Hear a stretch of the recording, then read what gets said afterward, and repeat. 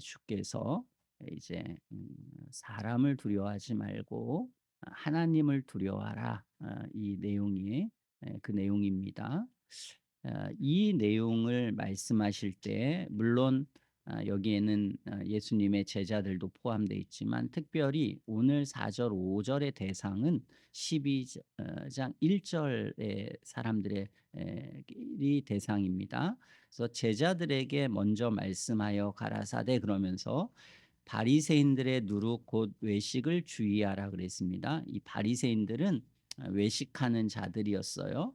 그래서 이들은 겉으로는 아주 충실한 신앙인처럼 보였지만 그러나 그 내면과 삶은 악한 사람들이었습니다. 그래서 이런 외식 형식적인 것, 겉으로만 사람들에게 잘 보이려고 하는 것, 그러나 내면은 추악하고 악한 삶을 살아가는 이런 사람들을 주의해라.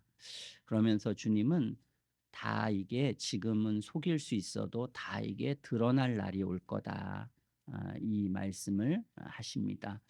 그리고 나서 오늘 본문의 말씀, 몸을 죽이고 그 후에 능히 더 못하는 자들, 그러니까 우리의 몸을 죽일 수 있는 이 세상 사람들을 두려워하지 말고 5절에 마땅히 두려워할 자를 내가 너희에게 보이리니 곧 죽인 후에 또한 지옥에 던져 넣는 권세 있는 그를 두려워하라 그랬습니다. 그래서 지옥에 던져 넣을 수 있는 그 주님을 하나님을 두려워해야 된다. 내가 참으로 너에게 이르노니 그를 두려워해야 된다. 그렇게 했습니다. 그래서 오늘 주님은 우리에게 이제 두려워해라 이 말씀의 핵심은 그거죠. 두려워해라. 두려움이라고 하는 것을 같이 살펴보려고 합니다. 이 두려움이라고 하는 감정에 대해서 여러분 다 알 것입니다. 미래에 대한 두려움, 세상에 대한 두려움, 뭐 여러 가지 질병에 대한 두려움, 뭐 여러 두려움들이 있을 것입니다. 본문의 말씀은 그런 두려움이 아니라 우리가 그런 두려움은 에, 좋지 않은 두려움이라서 그 두려움은 우리가 해결해야 될 두려움이지만 올바른 두려움, 성경이 말하는 올바른 두려움이 있습니다. 그것은 하나님을 두려워하는 것, 죄를 두려워하는 것, 심판을 두려워하는 것, 이런 두려움에 대한 것을 오늘 말하는 것입니다. 이 두려움에 대해서 저나 여러분들이 잘 알아야 되고요. 굉장히 중요한 이게 교리입니다. 구약 성경에 보면 하나님을 믿는 사람들, 그리스도인을 뭐라고 표현했냐면 하나님을 경외하는 사람이라고 그랬습니다. 경외라고 하는 것은 하나님을 존중하면서도 두려워한다는 그런 뜻이 함께 포함되어 있습니다. 기독교 신앙에 있어서의 이건 굉장히 중요한 교리입니다. 그래서 존 버년의 경외함의 진수를 저희들이 읽어봤지만 그 경외함의 진수라고 하는 책은 바로 이 두려움에 대해서 이제 쭉 그 전체를 다룬 그런 책입니다. 자, 우리들이 오늘 이 두려움에 대한 가장 기초적인 먼저 알아야 될 내용을 같이 배우려고 하는데요. 한 세 가지를 우리가 생각하려고 합니다. 첫 번째는 성경이 가르치는 두려움의 종류에 대해서 첫 번째는 살펴보려고 하고요. 두 번째는 이 두려움이라는 것을 싫어하거나 배척하는 거짓 교사들 또는 위선자들에 대해서 살펴보고 세 번째로는 이 거룩함을 두려워하는 거룩한 두려움. 우리가 이 두려움을 보통 그냥 일반적인 세상적인 두려움과 좀 구분하기 위해서 사람들은 이것을 거룩한 두려움이다 이렇게 표현했습니다. 왜 좋은 두려움, 합법적 두려움, 거룩한 두려움이라는 거죠. 그것에 대해서 이 세 가지에 대해서 같이 이제 살펴보려고 합니다. 성경이 가르치는 첫 번째로는 세 가지의 두려움이 있습니다. 우리는 이 두려움을 누구나가 다 이제 가지고는 있어야 되는데요. 두려움이라는 게 있어야 되는 것인데 이 두려움은 세 가지로 나눌 수 있습니다. 먼저는 불신자들이 갖는 두려움이 있습니다. 믿지 않는 사람들 또는 이제 이 오늘 바리새인과 같은 형식적인 위선자들, 거짓 교사들 이런 사람들이 갖는 두려움이 있는데요. 이제 그러한 두려움을 우리가 이제 그 무서운 두려움이다 이렇게 이제 표현을 하게 되는데요. 그런 불신자들은 사실 두려움이라는 게 별로 없습니다. 그래서 하나님을 두려워하지 않습니다. 그래서 성경을 잘 읽지 않고 또는 기도를 안 하고 예배를 아무렇게나 드려도 아무리 죄를 지어도 그들은 별로 두려워하지 않습니다. 때때로 이제 질병이나 고통이 올 때는 이제 잠깐 이제 두려워하기도 합니다. 그러나 그 두려움이 지속되지를 않습니다.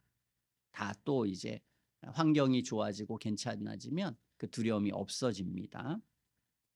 그래서 이 사람들은 회심하지 못하고 어 그 두려움이라는 게 계속 존재해야, 그래야 우리가 신앙 앞으로 가게 만들고 그것이 진실한 신앙인이 되는 과정인데 그것이 없습니다. 그래서 변화되지 못한 상태로 그냥 멈춰버리는 사람들, 그걸 우리가 무서운 두려움을 가지고 있는 사람들입니다. 그래서 교회 다니는 많은 사람들도 이 무서운 두려움을 가지고 있습니다.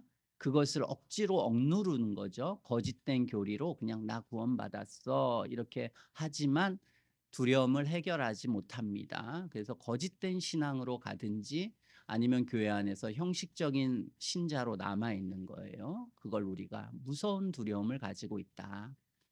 그러나 실제적인 두려움이 거의 없는 상태에서 이들은 뭐 어떤 세상이나 환경이나 여러 가지 그런 것을 통해서 가끔 두려움을 느끼지만 그런 두려움이 그를 진실한 신앙인으로 만들지 못하는 그런 불신자가 갖는 두려움들이 있습니다.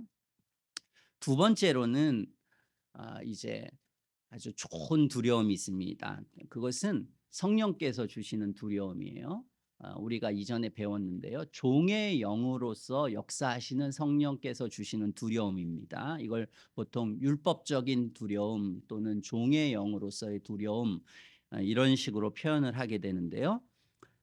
이 두려움이라고 하는 것을 성령께서 우리 마음속에 주십니다. 성령이 우리 마음속에 역사하시면은 그러면 하나님의 심판에 대해서, 죄에 대해서 이러한 두려움이 생깁니다. 그러니까 이걸 우리가 이제 같은 무서운 두려움인데요. 이전 두려움은 있다가 멈추지만 이 두려움은 하나님이 주신 것은 지속적으로, 그리고 그 강도도 매우 다릅니다. 그래서 이 두려움이 오면 우리 마음속에 사람은 마음이 괴로워지고 슬퍼지고 두려움에 휩싸이게 됩니다. 그래서 보이지 않는 세계에 대한 인식이 마음속에 생겨나게 됩니다. 그리고 그것이 강해지고 분명해지게 됩니다. 그래서 삶에 일어나는 모든 사건이나 일어나는 모든 일들, 아픔이나 질병이나 고통, 시련, 과거의 모든 죄악, 이런 모든 게 이제 두려움의 요소로 나에게 작용을 하게 됩니다. 그래서 우리가 다 이 신앙인의 전기들을 다 읽어보면요. 그들이 구원에 이르기 전에 이런 두려움이라고 하는 요소들을 그들이 크게 느끼게 됩니다. 성령께서 주시는 이 두려움은 하나님이 주신 이 율법을 통해서 더 분명해지고 커지게 됩니다. 그래서 우리가 이 두려움이 생기려면 두 가지가 있어야 되죠. 하나는 죄라고 하는 것을 깨달아야 합니다. 그렇죠? 죄의 인식, 죄에 대한 깨달음이 있어야 두려움이 생기는 거예요. 그것과 함께 동시에 하나님의 진노, 형벌에 대해서 깨달아야 합니다. 이 두 가지를 깨닫게 되는 건데요. 그것은 율법을 통해서 우리의 영혼 속에 생겨나게 됩니다. 그래서 이 율법을 통해 죄를 깨닫고 하나님의 죄에 대한 진노를 알게 되게 되고, 그리고 성령께서 함께 역사하셔서 그 두려움은 계속해서 그를 강화시켜 주고, 그 두려움이, 그리고 그 두려움이 계속해서 유지가 됩니다. 그래서 이 성령께서 주시는 두려움이 존재해야 구원을 갈망하게 되는 것입니다. 그렇죠? 내가 죄를 인식하지 못하고 죄에 대한 형벌을 인식하지 못하는데 구원을 갈망할 수는 없지 않습니까? 그러니까 구원을 갈망하기 전 과정으로 바로 이런 일들이 마음속에 생겨나게 되는 것입니다. 그래서 이 하나님이 주신 성령께서 주시는 이 두려움이라고 하는 것은 우리가 이제 야곱이 이제 죽음의 위험에서 이제 기도했을 때 간절히 기도하잖아요. 주님이 내게 은혜를 주시지 않으면 난 이게 떠날 수 없습니다. 이런 간절한 마음이 생기도록 역사하십니다. 그래서 이는 구원의 은혜가 있을 때까지 하나님의 성령이 내 영혼 속에 하나님의 사랑을 느껴서 내 영혼이 변화될 때까지 쉬지 않고 은혜를 계속 구하게 됩니다. 그리고 이 성령께서 두려워하신 영혼에 이제 역사하셔서 그가 구원의 은혜를 베푸시는데요. 그때 마음의 안식을 찾습니다. 그래서 이 마음의 안식을 찾기 전까지 계속해서 이 두려움 가운데서 고통스러워하고 괴로워하고 하나님 앞에 기도하고 은혜의 수단을 계속 활용하게 되는 것, 이러한 것들이 이제 율법적 두려움 또는 뭐 종의 영으로서 오는 두려움, 이것은 우리 안에 굉장히 고통스러운 느낌이고 힘든 느낌이긴 하지만 하나님이 주신 두려움이고 굉장히 좋은 두려움입니다. 종교개혁자들은 이것을 이제 율법의 용도로서 가르쳤습니다. 율법이 바로 죄를 깨닫게 하고 하나님의 형벌을 깨닫게 하는 그러한 작용을 한다, 이렇게 말했고, 그 이후의 신학자들은 이걸 더 자세하게 분석하고 또 더 자세하게, 또 청교도들의 많은 책들은 이 율법의 예비 사역에 대해서 또 율법이 우리의 영혼을 두려워하게 하는 것에 대한 많은 이야기를 했습니다. 자, 이렇게 하나님이 우리의 영혼을 두려워하게 만든 다음에 이 두려움이 이제 하나님의 은혜를 받아서 하나님의 사랑을 받아서 마음의 안정을 찾게 되고 변화가 있게 되는데요. 그것을 우리가 경건한 두려움이라고 합니다. 두려움은 두려움인데 종류가 다릅니다. 그래서 이것을 경건한 두려움이고 아까 두려움을 무서운 두려움이다, 이렇게 표현합니다. 자, 이러한 경건한 두려움을 갖게 돼서 변화가 있게 됩니다. 무서워하는 두려움의 영을 갖다가 로마서 8장 15절에 보면 우리가 16절 양자의 영을 받아서 아바 아버지라 부르짖는다고 했죠. 이 두려움의 종의 영에서 신음하는 사람들에게 하나님은 양자의 영을 주십니다. 그때 이제 무서운 두려움이 경건한 두려움으로 변하게 됩니다. 정죄와 심판에 대한 두려움이 사라지고 용서와 하나님의 사랑에 대한 이해가 생기고 마음에 부어집니다. 그래서 그가 하나님을 사랑하게 되고 하나님의 말씀과 뜻을 이제 사랑하게 되는 그 변화가 일어나게 됩니다. 그래서 이러한 성도들, 이렇게 변화된 하나님의 용서와 사랑을 영혼 속에 느끼고 영혼의 평안과 안식을 경험한 그 영혼 속에 경건한 두려움이라는 것이 생겨나서 그가 평생을 지속하게 됩니다. 그래서 이 경건한 두려움이 시작되는 것은 우리가 구원받을 때 처음 경건한 두려움, 하나님의 사랑이 부어지는 경험을 하게 되고, 그리고 그 진실한 회심이 있으면 그가 죽을 때까지 하나님을 경외하는 사람, 경건한 두려움이 그의 삶 전체를 지배하게 됩니다. 이걸 우리가 경건한 두려움이라고 말합니다. 그래서 이 경건한 두려움을 경험했던 이 경건한 성령께서 우리의 영혼을 인도하는 성도들은 하나님이 얼마나 크신 분인지를 마음에 알게 됩니다. 그게 경외라는 뜻입니다. 하나님을 높이고 크게 여기고 하나님을 중하게 느끼고 여기는 것, 하나님을 존중하고 조심스럽게 여기고 하나님의 말씀과 뜻에 대해서 크게 느끼는 그러한 감정과 마음이 영혼 속에 생겨나게 됩니다.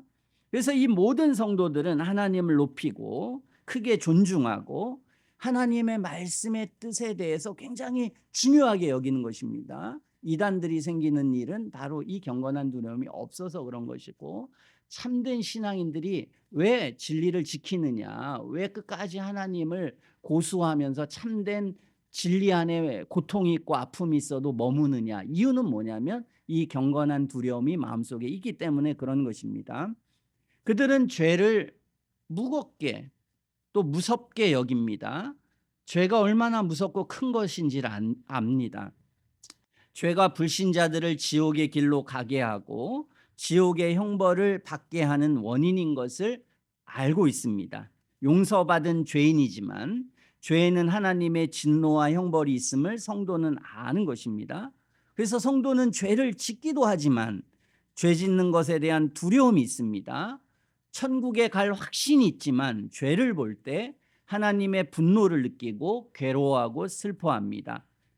또한 성도들은 하나님의 어미하심이나 심판이나 지옥에 대해서 가볍게 생각하지 않습니다. 자신 스스로는 천국에 갈 확신이 있지만 사람들이 심판을 받는 것, 지옥에 가는 것이 얼마나 두려운 것인지를 성도는 압니다. 그래서 성도는 자신은 천국에 가지만 심판과 지옥을 믿고 그는 심각하게 생각하는 것입니다. 구원받지 못한 사람에게는 다 이 종이의 영이 주시는 무서운 두려움이 필요합니다. 그리고 구원받은 사람에게는 이 경건한 두려움이 필요합니다. 긍정적인 건 이 두 가지만 있어야 됩니다. 이 두 가지가 우리의 영혼 속에 있어야 우리는 이 사람은 참 그래도 목회자가 볼 때 다행이다 이렇게 생각하는데 그냥 일반 자연인들처럼 무서운 두려움에 있다는 것은 참 지옥을 보는 것입니다. 그 사람의 영혼 속에서. 자, 두려움의 종류는 다르지만 이 두려움은 죄악된 세상을 살아가는 사람에게 필요한 하나님의 은혜라고 하는 것을 성경은 가르칩니다. 심판과 지옥에 대한 두려움은 불신자에게만 필요한 게 아닙니다. 구원의 확신 있는 성도들에게 하나님의 사랑과 긍휼을 더 크게 느끼게 하고 죄와 세상이 주는 유혹과 시련 속에서 자신을 지키는 힘이 되는 진리입니다. 아무리 신자가 천국에 간 확신이 있어도 자신이 죄에 빠지지 않게 자기를 지키는 것은 하나님의 사랑이기도 하지만 형벌에 대한 두려움에 대한 하나님의 분노를 의식하는 것도 그 영혼이 하나님의 은혜 가운데 가게 하는 역할을 하기도 하는 것입니다. 우리는 이러한 두려움에 대해서 특별히 오늘 두려움, 예수님이 말씀하신 두려움은 그 무서운 두려움인데요. 그런데 예수님이 두려워하라 이렇게 말씀하셨잖아요. 두려워하라. 지옥에 던져놓는 권세가 있는 하나님을 두려워하라. 이 두려움이 무슨 두려움이겠습니까? 아까 얘기한 이 무서운 두려움, 종의 영으로서의 두려움, 이 두려움을 가져야 된다. 우리가 오늘 그것을 주님이 말씀하시는 것입니다. 이 역사에 대해서 오늘 살펴보려고 합니다. 여기 우리 있는 어린아이들 또는 구원의 확신이 없는 청장년들, 이분들은 잘 들어야 합니다. 듣는 말씀을 마음속에 새기고 간절히 기도하고 그대로 순종해야 합니다. 여러분 마음속에 이 두려움이 생기도록, 이 두려움이 없어서 하나님의 말씀을 다 외면하고 헛되게 받아가지고 변화가 없는 것입니다. 이 하나님을 두려워하는 것에 대해서 본능적으로 사람들은 거부를 합니다. 그래서 불신자들은 이 두려움을 안 가지려고 해요. 제가 이 유튜브 설교를 하면서 설교를 한 우리 아이들이 이해하기 위해서 설교를 이번 주에 5번을 준비했습니다. 5번의 설교를 만들어 놓고 지우고 해서요. 이렇게까지 제가 오랜 시간을 설교를 준비한 적이 많지 않은데요. 어쨌든 그랬습니다. 그냥 거의 모든 시간을 한 이틀 3일인가 이틀 3일을 그렇게 보냈는데요. 유튜브를 끝에 찾아보니까요. 사람들이 하나님의 모든 그냥 그런 두려움을 그냥 없애는 것, 여기에는 관심이 있지만 이 두려움을 갖는 것에 대한 것은 거의 없더라고요. 그래서 은혜가 풍성한 시대에는 이 교리가 잘 전달이 됐지만 은혜가 없는 시대에는 이 교리에 대해서 사람들이 잘 모릅니다. 그러니까 우리가 잘 알아둬야 돼요. 자, 하나님을 두려워하는 것을 반대하는 사람들이 있습니다. 누구냐면 보통 거짓 선지자들이 그랬어요. 그들은 이러한 합법적인 두려움의 정서라는 것을 배척했습니다. 선지서에 보면은 이스라엘이 이제 멸망해 갑니다. 근데 이 이스라엘을 더 병들게 하는 사람들이 있었는데요. 그 사람들이 거짓 선지자들이었어요.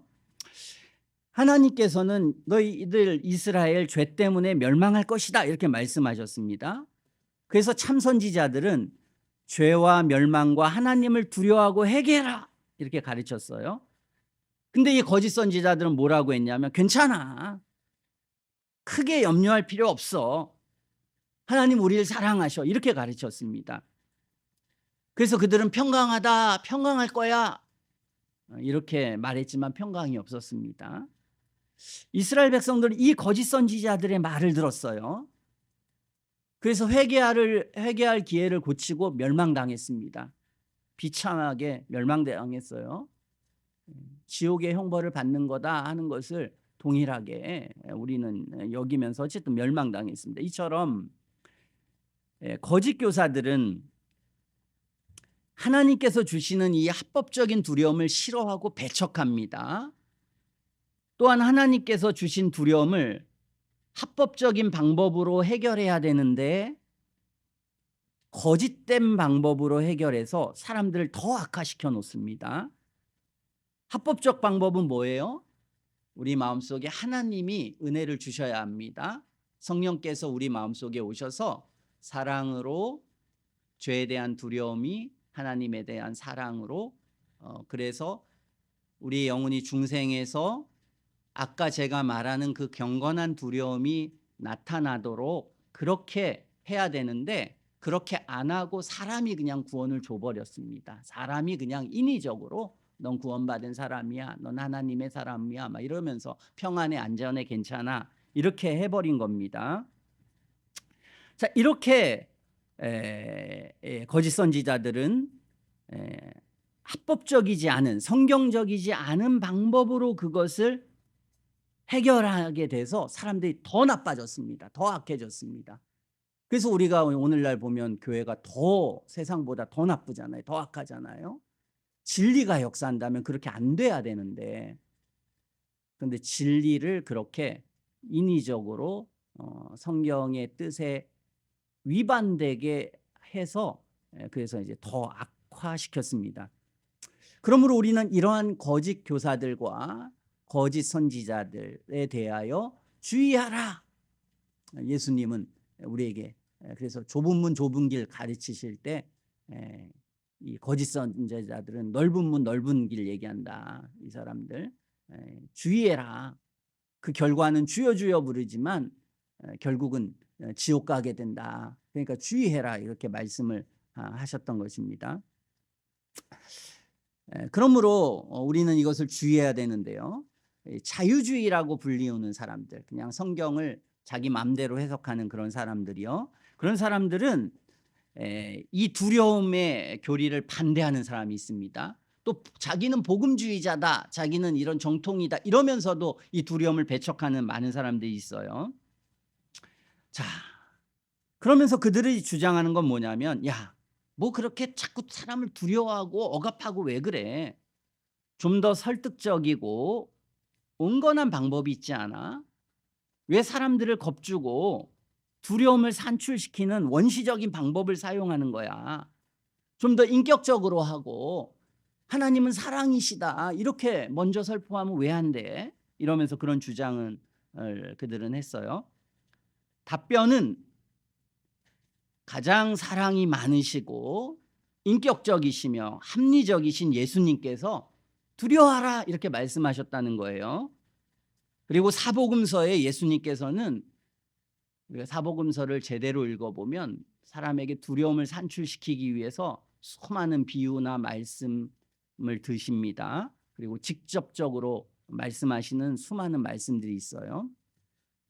그러나 그들은 하나님의 사랑으로 사람들을 감화시키고 설득하는 것이 더 나은 방법이 아니냐고 그렇게 말합니다. 그러나 실제적으로 그들은 더 사랑이 많고 합리적인 사람들이 아닙니다. 그것은 거짓 선지자라고 하는 것을 그들이 스스로가 드러내는 거예요. 그럴 때 우리는 이 사람은 거짓 선지자구나 이렇게 보게 되는 거예요. 그들은 언제나 두려움의 정서를 배척했습니다. 그래서 그들은 신앙은 언제나 즐겁고 좋은 것이어야 된다 이런 주장을 하게 됩니다. 이렇게 주장하는 사람들은 보통 자유주의자들 또는 율법 폐기주의라고 말합니다. 예수님 믿고 아무렇게나 살아도 된다. 구원파, 율법 회기주의자 이렇게 말 또는 구원을 쉽게 쉬운 구원, 뭐 사형리 이런 것들을 말하는 사람들의 사상입니다. 그들은 불신자들이 깨달아야 되는 이 두려움의 정서 또는 성령께서 종의 영을 주시는 역사, 성도가 가지는 경건한 두려움 이걸 모릅니다. 잘 알지 못해요.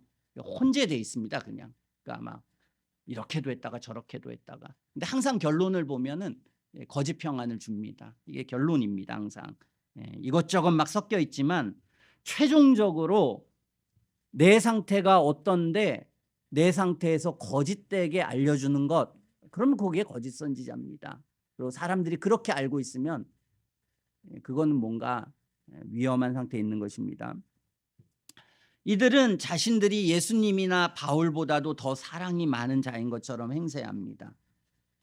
심지어는 이런 사람들 중에 영혼 멸절설 뭐 이런 걸 아주 유명한 복음주의자인데요.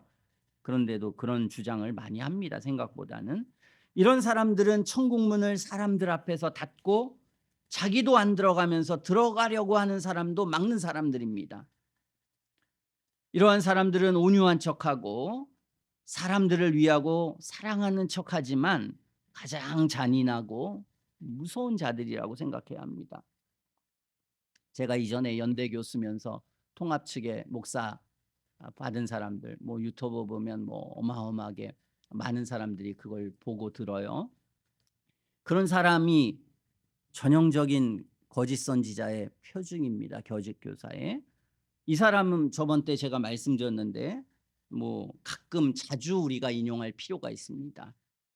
자, 이 사람은 신약 성경에 지옥이 23번밖에 나오지 않는다 그랬습니다. 23번이 적습니까? 어쨌든 바울서 신에는 지옥에 해당하는 단어가 한 번도 안 나와요. 지옥에 해당하는 단어는 안 나오지만 지옥에 대한 심판에 대한 내용들은 여러 번 말하고 있습니다. 그래서 이 사람은 신약 성경은 분량으로 보아서 지옥에 대해 큰 관심을 보이지 않는 것으로 보인다. 이런 말을 해요. 저번 때 한번 다 얘기한 겁니다. 지옥이 영원하게 의식적으로 고통받는 삶으로서의 지옥이 실제한다고 믿거나 절멸한다고 믿거나 아니면 하나님의 모든 영광과 아름다움이 우주에 가득하다고 믿거나 혹은 연옥교리를 믿거나 선택지 안에서 해라 그랬습니다. 이 중에서 그냥 네가 선택해서 믿어라. 왜냐하면 신약 성경에 23번 정도 얘기하는데 거기서 모든 이론이 깔끔하게 설명되지 않고 우리 사후의 지옥이 어떻게 펼쳐질지에 대한 충분한 언급을 가지고 있지 않기 때문에 그랬습니다. 여러분 깔끔하지 않습니까? 아니 주님이 깔끔하지 않아서 불구덩이라고 말하고 불못이라고 말하고 그렇게 합니까? 이만큼 선명한 게 어디 있습니까? 그런데 불분명하다는 거예요. 그러니까 이렇게 성경 박사인데도요. 성경을 자기가 이렇게 많이 보는데도 지옥에 간다는 것입니다. 선한 사람처럼 얘기하고 목사까지 됐는데도 지옥에 간다는 겁니다. 성경과 너무 다른 얘기를 하니까요. 예수님의 목표는 뭐냐면 긍정적이고 좋은 것을 생각하자. 자신은 지옥을 강조하는 사람들, 두려움과 위협을 강조하는 사람들이 이 땅의 삶이 신앙 덕분에 얼마나 풍요로울 수 있는지에 대해 논의를 삭제해 버린다고 생각한다. 그랬습니다. 이는 싫어하는 거예요. 두려움과 위협 이런 거 하지 말라. 사후세계에 대해서 사후세계 여행에 대해 다른 종교는 많다는 거예요. 그게. 그러나 기독교는 거의 없다는 겁니다. 이게. 이렇게 사람이 될 수도 있어요. 성경이 많이 말하지 않으니까 자꾸 알려고 하지 말고 성경이 말하는 것에 집중해라. 지옥 얘기나 두려움이나 이런 거 하지 말라는 거예요. 이 사람만 그런 게 아니에요. 많은 사람이 이렇게 가르치는 것입니다. 지옥에 대해 생각하는 것 때문에 신앙생활의 활력이나 기쁨을 잃어버리는 것은 적절하지 않다고 생각한다. 신앙생활은 기쁜 거다.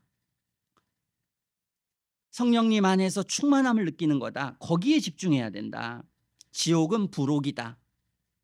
그대로 내용을 그냥 제가 베껴온 겁니다. 강조점을 불신지옥에 두면 안 된다. 신앙은 시편 23편이다. 그게 아니라 내가 잘 봐왔지만 이런 잘못 때문에 지옥에 가야 되겠다고 그렇게 하시는 분이라고 하나님을 막 나쁜 분으로 몰면 안 된다. 하나님의 신실함을 자꾸 그렇게 의심하면 안 된다. 음,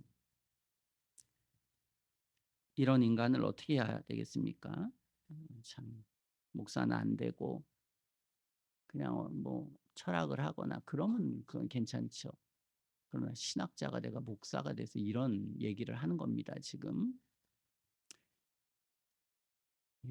스펙트럼은 다 다르지만 이 사람은 더 이제 여기에 가 있지만 다 이런 종류들이 많습니다. 제가 이전에 얘기했지만 윤동주 시를 읽으면서요. 별을 노래하는 마음으로 모든 죽어가는 것을 사랑해야지. 너무 아름답지 않은가? 하나님을 사랑하는 마음이 생겨서 하나님 사랑한다는 거 이런 사람도 그 죽어가는 것도 가리지 않고 모든 죽어가는 것을 사랑하게 별을 노래하는 시인의 마음속에 드는 하나님 사랑이고 하나님 신앙이다 그게. 별을 노래한다면서 왜 위협을 하고 불안을 자꾸 조성해 가지고 인간을 조작하려고 하는가. 이 사람은 신앙을 갖게 하는 게 인간을 조작한다고 생각하는 거예요. 그런 조작하는 사람들의 선동에 넘어가지 마시라고 그렇게 정말 말하고 싶다. 이런 신앙이 현대적으로 많은 사람들이 말하는 거예요. 이렇게 자꾸 되는 것입니다. 80년, 90년, 2000년대에 들어서 조금씩 되다가요. 이제는 뭐 그냥 대문짝만하게 하나님 사랑이시다 이렇게 걸어놓잖아요. 모든 교회마다. 사랑의 힘을 가지고 사는 것이다. 하나님 사랑이시기도 하지만 우리는 공의롭다. 이렇게 이제 두 가지를 다 같이 강조해야 된다는 거예요. 어쨌든 두려움과 불안의 힘으로 사는 게 아니다. 인간을 앞으로 걸어가게 하는 건 세 가지인데요. 뒤에서 총이나 칼을 대면 움직일 거다. 두 번째로는 거기 앞에 돈을 두면 움직일 거다. 이제 그래서 이게 이제 신앙이라고 이게 잘못된 신앙이라고 말하는 거예요. 뒤에서 총이나 칼을 대면 이제 움직이는데 그런 식으로 지옥 얘기 자꾸 해서 한다는 거예요. 예수님도 문제아예요. 이 사람들은 예수님 문제하죠. 이 사람의 말대로 하면 그렇죠? 문제합니다. 여러분 막 악해지고 못된 삶을 살아가는 사람은 어떻게 해야 될까요? 우리 저기 누구입니까? 지금 대통령 있으면 윤석열 23년 하는데 저희 우리 가족하고 잠깐 얘기를 했는데 23년 됐다니까요. 그러니까 잘 됐다고 다 얘기하더라고요. 저는 그렇게 생각 안 하고 저는 좀만 먹이면 된다 이게 이랬습니다. 저는 뭐 좌우와 아무 관계 없습니다. 그런데 저는 그냥 23년이면 그냥 제 생각엔 그랬습니다. 여러분이 그런 위치에 있다면 여러분은 정말 개헌 반대하고 그렇게 할까요? 여러분 그렇게 할 수 있는 사람입니까? 그러면 당당하게 말할 수 있어요. 23년이 아니라 사형이라고도요. 근데 자기도 그렇게 못할 거면서 함부로 말하는 거예요, 사람들은. 잘못은 잘못인 건 분명합니다. 벌을 받아야죠. 근데 하나님 사랑이시니까 용서할까요, 그냥? 다 놔둘까요? 범죄하는 사람들에게 우리 아들이나 자식들이 못된 짓을 하고 나쁜 짓을 하는데 괜찮아 그럴 수도 있어. 어려서 계속 그렇게 키우지 않습니까? 어떻게 되겠습니까? 어쨌든 그렇게 해야 된다는 거예요. 이 사람의 생각은요. 어, 그러니까 그건 잘못된 거라는 것입니다. 세 번째는 그 앞에 꽃을 두면 움직인다는 거예요. 사람은 아름다우니까. 인간의 본성에 대해서 어떻게 생각하는지 이 사람은 우리가 이제 알게 되는 겁니다. 기독교 신앙은 아름다운 것이지 이득을 준다고 하거나 뒤에 총칼을 겨누는 게 아니라는 것이다. 그걸 자꾸 총칼 겨누는 수준으로 격화시키니까 그런 분들에게는 정말 신앙의 본질을 아느냐 묻고 싶다는 거예요. 그러니까 이 사람이 얼마나 목사인데도 이 두려움을 산출하게 하는 이 예수님의 복음을 얼마나 강력하게 반대하는지를 알겠죠. 엄청 반대하는 겁니다. 지금 그것을 마음속에 반대를 하는 거예요. 물론 신앙에는 이득을 주는 부분도 있고 두려움과 불안을 말씀하는 부분도 있지만 신앙의 본질은 우리 앞에 놓인 꽃이다. 신앙의 본질을 죽음 앞에 둔 사람에게 훼손하지 말아야 된다. 이 사람이 이런 주장을 하는 거예요. 그러니까 여러분들이 얼마나 우리가 위험 속에 있는지, 이런 사람도 좋은 얘기를 너무 많이 합니다. 신앙의 좋은 얘기를 해요. 아름다운 얘기를 합니다. 그러나 그 본질은 이렇다는 거예요. 그 본질이 이렇다는 것입니다. 그러니까 우리는 얼마나 이렇게 생각하는 사람들이 있다는 것입니다. 왜? 영혼의 변화를 못 겪어서. 이 거짓 선지자들이 왜 그렇게 주장하겠습니까? 그냥 자연인들이에요. 회심하지 않은 보통 사람도 목사가 될 수 있고 바리새인도 될 수 있습니다. 그런 사람들은 성경이 말하는 진리를 그대로 못 받아들이는 거예요. 그래서 거짓 선지자가 되고 이단이 되고 이단적인 말을 하게 되는 것입니다. 이 모두에 대해서 우리는 오늘 예수님의 말씀대로 외치는 것입니다. 예수님은 뭐라고 했는가? 하나님을 두려워해라 말씀하셨습니다. 이걸 예수님이 가르쳐시고 계셔요. 그리고 신약과 구약 모두는 다 그것을 가르치고 있습니다. 전도서 12장 13절에 하나님을 경외하고, 이건 뭐예요? 하나님을 두려워하고 존중해라. 경외라는 뜻이 두려움이란 요소가 그 안에 있습니다. 그리고 그 명령을 지킬지어다 그랬습니다. 하나님의 명령을 지킬 수 있으려면 경외해야 합니다. 이게 같이 따라가는 거예요. 그래서 같이 언제나 말합니다. 하나님을 경외하고 그 명령을 지키라. 인간의 본성이 그래서 그래요. 그리고 그것이 마땅한 것입니다. 이것이 사람의 본분이다 가르치는 거예요. 히브리서 12장 28절 29절에 보면 우리가 진동치 못할 나라를 받았은 줄 그랬습니다. 진동치 못할 나라는 천국을 받았다는, 천국에 확신이 있는 사람이 지금 글을 쓰고 있어요. 그러면서 우리가 은혜를 받자 하면서 이로 말미암아 경건함과 두려움으로 하나님을 기쁘시게 섬길지니 그랬어요. 그러니까 이 사람은 구원받은 사람인데 그 마음의 정서 속에 뭐가 있다는 거예요? 경건함, 경건하게 하나님을 생각하고 하나님 안에서 생각하는 삶과 마음에 뭐가 있다? 두려움이 같이 있다는 거예요. 그리고 거기에 뭐가 함께 있어요? 기쁨이 함께 있다는 것입니다. 그래서 세상 사람들은 기쁨과, 아까 이러한 목사처럼 기쁨과 두려움이라는 게 상반된 요소라고 생각하는 거예요. 이게 불신자들은 두려움이 있으면 기쁨이 없다 이렇게 생각하는 거예요. 근데 두려움이 있는데 기쁨이 있다고 생각하는 사람 누굽니까? 이건 회심을 경험한 사람들, 은혜를 경험한 사람들은 두려움과 기쁨이 함께 간다는 걸 아는 거예요. 그래서 경건함과 두려움으로 하나님을 기쁘시게 섬길지니 하면서 우리 하나님은 소멸하는 불이심이라 해서, 이게 구원받은 사람입니다. 구원받지 않은 사람이 이렇게 생각하는 게 아닙니다. 경건한 두려움이 뭔지를 여기 잘 설명하고 있어요. 경건함과 두려움으로 하나님을 기쁘시게 섬기는, 이게 바로 회심한 하나님의 사람의 합법적인 올바른 태도라는 것입니다. 창세기부터 요한계시록까지 나타난 모든 하나님의 계시를 잘 읽어보세요. 이 사람은 성경을 자기 멋대로 읽어서 그렇죠. 정상적으로 읽어보십시오. 어떻게 됩니까? 모든 계시가 하나님의 두려우심을 나타내고 있어요. 그렇죠? 창세기부터 다 타락, 소돔과 고모라, 뭐 전부 다 그렇잖아요. 가나안, 이스라엘의 죄 때문에 얼마나 많은 사람들이 죽어갑니까? 구약 성경, 신약도 그렇지 않습니까? 신약도 예수님이 얼마나 많이 우리에게 두려움을 산출하기 위한 수많은 말씀들을 해요. 신약이 이 땅에서 잘 먹고 잘 살고 아무렇게나 살자, 이걸 말합니까? 신약의 핵심이 뭐라고 해요? 우리가 저 세상을 생각해라, 내세를 생각해서 오늘의 삶을 살아야 된다는 것입니다. 내세가 더 중요하다. 성경이 일관되게 우리는 나그네요 외인이라고 그렇게 말하는 겁니다.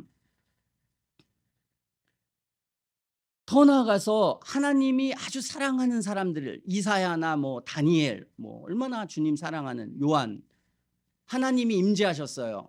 하나님이 가까이 오셨을 때 어떻게 했습니까? 이들은 두려워 떨었습니다. 큰 두려움을 느끼고 거의 죽은 자처럼 되었어요. 죄가 우리보다 현저히 없는 사람들, 그리고 아주 거룩하게 하나님 헌신된 사람들도 하나님이 임재하니까 그렇게 두려워서 거의 죽은 자 같이 되었던 것입니다. 그러므로 모든 계시를 다 살펴보면 이 두려움이라고 하는 정서는 매우 중요한 정서고 그리스도인들이 가져야 될 아주 중요한 정서라는 것입니다. 그러나 이 거짓 선지자들이 이 주두려움의 정서를 없애버리는 거예요. 교회가 이 교리를 버리면 어떻게 돼요? 성령의 역사를 막는 겁니다. 성령이 더 이상 역사할 수가 없어요. 거기에는. 거긴 그냥 인간의 교회가 되는 것입니다. 알미니안주의자들이 그랬어요. 펠라기우스, 인간이 선하니까 자꾸 위협하지 말고 좋은 얘기하고 도덕적 설득으로 해라. 그렇게 했습니다. 이단이.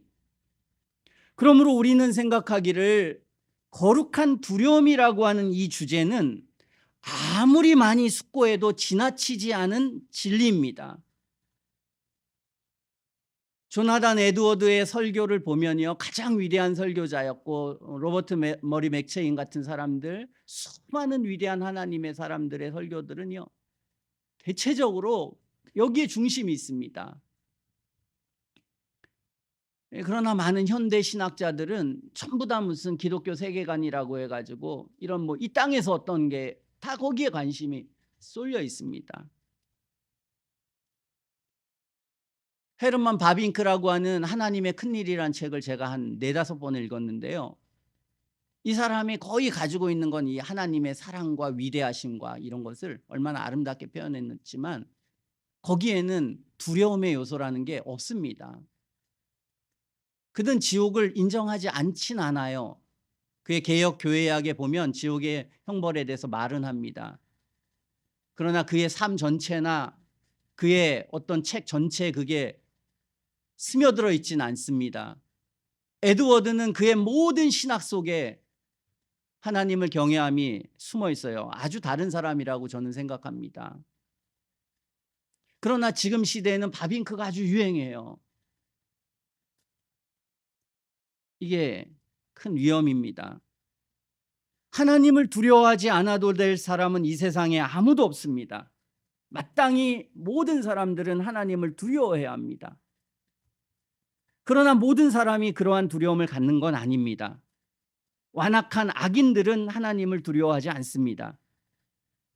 이 거룩한 두려움은 성령의 인도를 받아서 영혼이 깨어난 사람들, 이 사람만 가질 수 있습니다. 이 거룩한 두려움은 자신의 죄와 자신을 향한 하나님의 진노를 발견할 때 비로소 느낄 수 있는 마음입니다. 이 하나님을 두려워하는 마음은 보석과 같은 것입니다. 위대한 보석입니다. 어떤 사람이 하나님을 두려워하고 있다. 이건 어마어마한 축복을 받은 것입니다. 하나님을 두려워하지 않는 사람들, 그는 참 비참한 인생을 살아가고 있는 것입니다. 그러므로 우리 모두는 하나님을 두려워하는 마음을 갖기 위해서 힘써야 합니다. 그것이 종의 영으로서의 두려움이든 경건한 두려움이든 마음속에 이 두려움이 싹 터야 합니다. 자, 정상적으로 두려움을 추구하게 되면 하나님은 우리에게 올바른 방향으로 인도합니다. 어떻게 해서든지. 물론 이 두려움이라고 하는 요소가 그 사람을 좀 왜곡되게 하고 잘못되게 할 수도 있습니다. 그러나 두려움이 없는 것보다는 훨씬 낫습니다. 그러므로 우리는 이 두려움이라는 것은 하나님께서 주시는, 성령께서 주시는 굉장히 고귀한 은혜다, 이렇게 생각해야 합니다. 하나님과 심판과 죄에 대한 거룩한 두려움은 하나님이 주시는 고귀한 은혜다. 이건 누구나가 주는 게 아니라 하나님의 백성만이 이것을 갖게 되는 것입니다. 영혼이 깊은 잠에서 깨어나서 죄가 무엇이고 그 죄에 대한 대가가 무엇인지 깨닫기 시작할 때 가장 먼저 마음속에 느껴지는 감정이 두려움입니다. 어떻게 해야 되나? 어떻게 해야 되지? 하나님과 죄와 심판과 지옥을 두려워해야 합니다. 이걸 두려워했으면 윤석열이 그런 거 안 했겠죠. 사람들의 인생과 삶이 달라집니다. 영혼을 지옥에 던져 넣는 권세가 있는 하나님을 두려워해야 합니다. 하나님은 사랑이십니다. 그러나 또한 하나님은 공의로우십니다. 이 땅에서 하나님을 두려워하지 않는 사람들은 저 세상에서 하나님을 두려워하게 될 것입니다. 두려움은 구원에 이르기 위한 수단이요 과정입니다. 그러나 반드시 이 과정이 있어야 합니다. 두려움 자체는 목표가 아닙니다. 그것은 더 높고 더 행복한 정서에 이르기 위한 과정입니다. 하나님의 용서와 사랑을 깨닫기 위해 거쳐야 하는 과정입니다. 예수님은 병든 자라야 의원이 쓸데있다 그랬습니다. 내가 병든 자라는 걸 알아야 의원을 향해 가는 거지. 내가 병들지 않았는데 어차피 하나님 사랑이 나를 다 보존하고 있다고 느끼는데 뭐하러 예수님께 갑니까?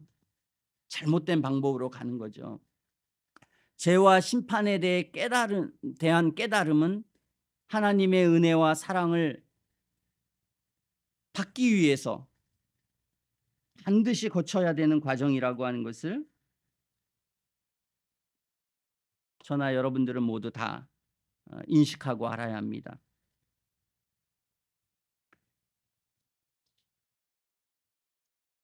우리는 이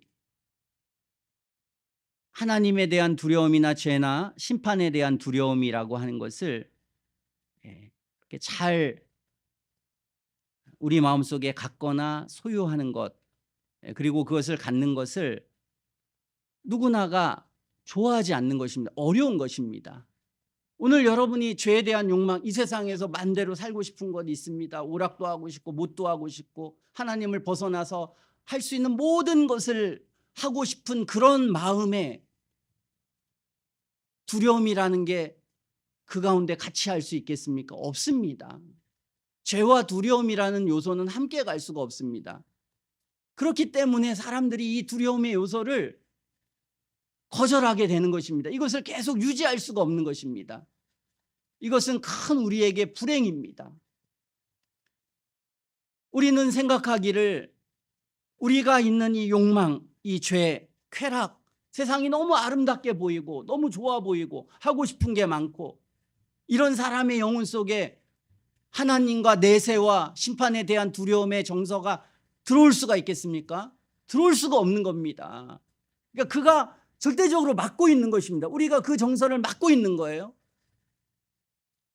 그 상태에 있으면 은혜 받지 못하고 형식적인 그리스도인이 되어서 지옥의 형벌을 받는 것입니다. 우리는 이걸 억눌러야 합니다. 이걸 억눌러야 됩니다. 이것이 우리에게 지금 손해가 되는 것 같고 어려운 것 같아도 이 하나님이 주신 말씀을 우리가 기억하고 생각하고 이 두려움의 정서가 이 세상의 쾌락과 욕망과 자유롭게 살고 싶은 마음을 억눌러야 합니다. 이걸 억누르지 못하면 방탕화가 되고 형식적인 그리스도인이 되어서 영원히 영원한 지옥의 형벌로 가게 되는 것입니다. 오늘 이 주님의 말씀을 우리는 듣고 그런 모든 것들을 우리는 죽여야 합니다. 죽여서 어떻게 해서든지 내 영혼이 두려움을 가져야 된다. 두려움을 가져야지 내가 이것을 이겨낼 수가 있다. 하나님의 주신 두려움은 죄를 이길 수 있고 또 우리의 타락을 방지할 수 있고 우리가 하나님의 은혜로 가게 하는 큰 힘이요 능력이고 하나님이 주신 은혜입니다. 우리가 이것을 가져야 되겠다 우리는 생각해야 합니다. 어떻게 해서든지 우리는 이것을 이겨내야 합니다. 다 그게 안 돼서 그냥 이 세상이 즐겁고 내 욕망대로 하고 싶고 내 원대로 하고 싶은 이 마음이 워낙 내 영혼 속에 크다 보니까 내세에 대한 생각을 지워버리려고 하고 하나님이 주신 두려움에 대해서 생각하지 않으려고 하는, 결국은 그래서 우리가 사망과 어둠 속에 나가게 되는 것입니다. 이 은혜는 반드시 우리에게 필요하다. 하나님이 주신 이 은혜가 필요합니다. 여러분들이 어린 나이에 이 은혜를 받으면 여러분의 인생은 완전히 다른 인생을 살게 될 것입니다. 하나님을 경건하게 섬기고 수많은 죄에서 여러분들이 보호받고 그리고 세상이 주는 즐거움은 없겠지만 하나님이 주시는 새로운 기쁨과 즐거움이 여러분 마음속에 존재하게 되어서 하나님의 보호와 인도를 받고 그 은혜 안에서 살게 될 것입니다. 이 은혜를 받아야 합니다. 저도 별로 재밌는 세상 사람이 보면 재밌는 삶이 없습니다. 저는 뭐 1년에 뭐 사람들 만나는 거 뭐 일주일에 한 번도 없습니다. 그냥 교회 와서 책 읽고 이게 거의 대부분의 삶입니다. 그래도 하나도 불편한 게 전혀 없습니다. 마음에 평안이 없거나 불안하거나 불행하고 이런 생각이 없습니다. 근데 사람들 보통 안절부절 못합니다. 뭐 못 사고 뭐 하고 뭐 안 하면 삶이 불행하게 느끼고 어렵게 느끼고 어린이서부터 저 노인네까지 다 그렇습니다. 우리가 참된 그리스도인이 되면 우리의 삶을 행복하게 만드는 방법입니다. 진정한 행복이라고 하는 것은 어떤 세상의 물질이나 환경이나 그 무엇을 초월해 있는 그것이 나에게 어떻게 되더라도 내 영혼 속에 그렇게 그것 때문에 안달복달하지 않고 평안한 마음과 안식을 갖게 되는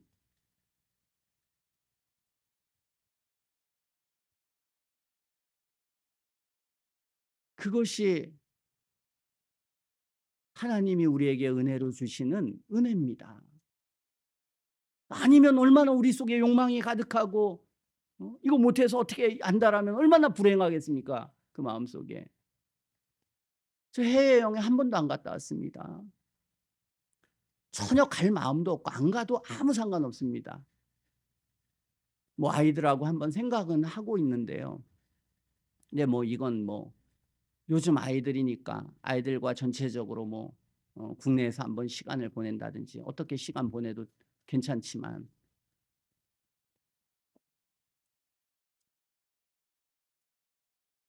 우리는 이 하나님의 은혜를 받아야 되고 이 하나님의 은혜를 받기 위해서 가장 우리의 영혼 속에 생겨나야 될 이 두려움, 하나님과 지옥과 심판에 대한 영혼 안의 두려움 때문에 우리 영혼이 떨고 괴로워하고 그래서 어떻게 주님 구원을 얻을 수 있겠습니까?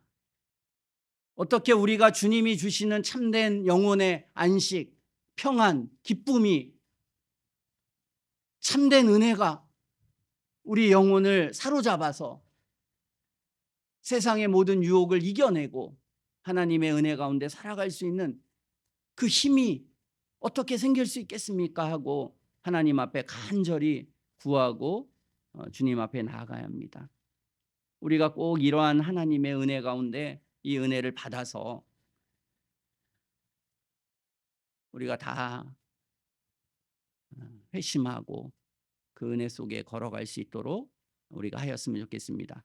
우리가 요 한 몇 달 동안에 함께 이것에 대해서 살펴보려고 하는 것입니다. 이것에 대해서 이 두려움에 대해서 우리가 살펴보면서 이 설교를 하는 게 무의미하지 않고 먼저 오늘 우리는 생각하는 것은 두려움이라는 게 반드시 필요하구나.